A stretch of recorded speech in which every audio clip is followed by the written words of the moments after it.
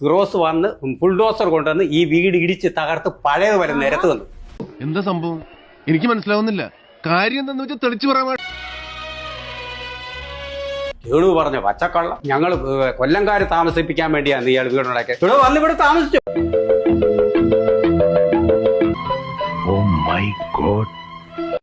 തനിക്കാരെങ്കിലും ഞാനിവിടെ കൊണ്ട് വീടുണ്ടാക്കിയത് വേണ്ടി താമസിച്ചു. അല്ലെങ്കിൽ ഈ വേദനയുള്ള നാട്ടുകാർ ഇവിടെ വന്ന് താമസിച്ചു. ഞങ്ങൾക്ക് അങ്ങനെ ഇതൊന്നുമില്ല. പുലിവാലായല്ലോ. കൂടുതൽ പുലിവാലാകുന്നതിനും ഇറങ്ങി പോടാ. നിങ്ങൾ എന്ത് വെറുപ്പിക്കല, ഭയങ്കര വീട്ടിലാണല്ലോ. സുധിയുടെ അപ്പനും അമ്മ ഇവിടെ താമസിക്കാന്ന് ഓർത്തെന്ന് ചെയ്യാം. അങ്ങനെ ഓർത്താണ് ഈ പിള്ളേർക്ക് ഈ വീട് നാട്ടുകാർ പൈസ കൊടുത്തു. അത് വലിയൊരു പോയിന്റ് അല്ലടോ സാർ. എല്ലാം തകർന്നു. ഇവിടെ മൊത്തം അസ്വാലിക്കലാണേ. ഇങ്ങനെ സംസാരിച്ച ഈ ഫിറോസ് ആണ് ഇന്നിരുന്നോണ്ട് കേടു കള്ളം പറഞ്ഞു, കേടു പച്ചക്കള്ളം പറഞ്ഞു. ഞാൻ ചുമന്നതാ. അപ്പോ സമാധാനപരമായിട്ട് ഇത് തീരില്ല. സമാധാനപരമല്ലാത്ത വഴി കയ്യിലുണ്ടോ? പോവാൻ വരട്ടെ, ചിലപ്പോ ഓട്ടം കിട്ടാൻ സാധ്യത.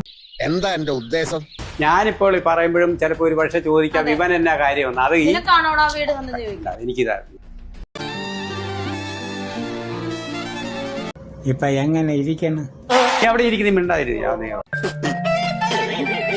എല്ലാ ലോകരും ഈ ഫിറോസും മറന്നു പോകുന്ന ഒരു കാര്യമുണ്ട്. 5 വയസ്സ് കഴിഞ്ഞ ഒരു കുഞ്ഞിന്റെ കാര്യം ഇവരാരെങ്കിലും സംസാരിക്കുന്നുണ്ടോ? ആരവനെ സംരക്ഷിക്കും? അറിയാമോ? പറയുന്നില്ല അവൻ ഒറ്റയ്ക്ക് ഇവിടെ താമസിക്കാൻ പറ്റും. അത് വേറൊരു വലിയ പോയിന്റ് ആണല്ലോ. എന്തുമാത്രം പോയിന്റുകളായി വീട്ടിൽ.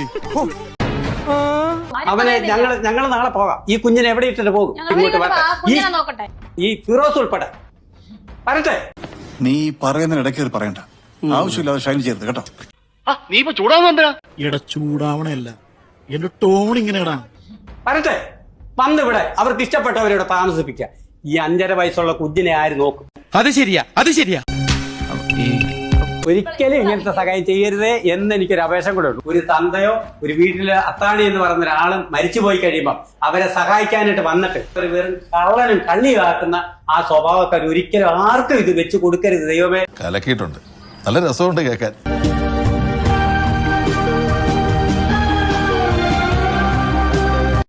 ആരും ഞങ്ങളെപ്പോലെ ഇതുപോലൊരു അവസരത്തിൽ ചെന്ന് ഇടവരുത്തരുന്ന് ഞാൻ ദൈവം അവരോട് പ്രാർത്ഥിക്കുന്നു. My God, sentimental and psychological move.